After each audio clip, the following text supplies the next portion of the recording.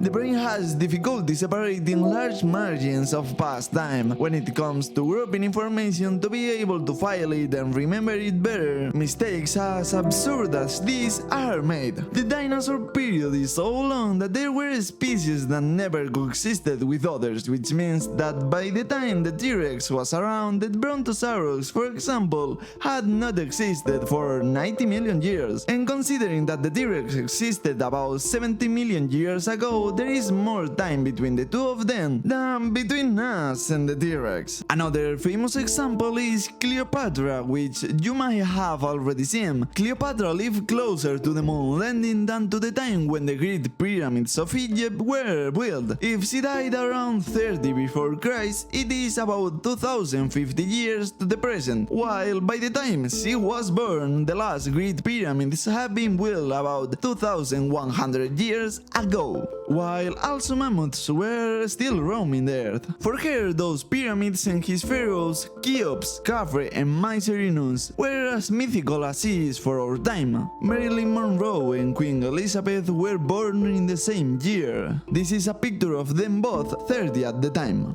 And at the same time that Charlie's Angels was broadcast, ABBA released its song Dancing Queen and the films Rocky, Star Wars and King Kong were released, France carried out its last execution by guillotine. While the world was watching how men landed on the moon, the internet and the first computer were created, Switzerland still did not allow women to vote. Another example is that when the first public demonstrations of the telephone were made, the last samurais in the Satsuma Rebellion were fighting to the death against the modernization of Japan, because they did not want to lose the privileges that their samurai status gave them. And also in that same moment Abraham Lincoln was alive, and if they wanted, they could have sent him a fax. The University of Oxford is so old that it was founded about 300 years before the creation of the Aztec Empire, 200 years before the creation of the modern printing press, and for them to teach calculus properly, they still had to wait about 500 years. When there were already students taking classes, there were 400 years until Shakespeare was born, 300 years before Leonardo da Vinci was born, and about 100 years before Genghis Khan was born.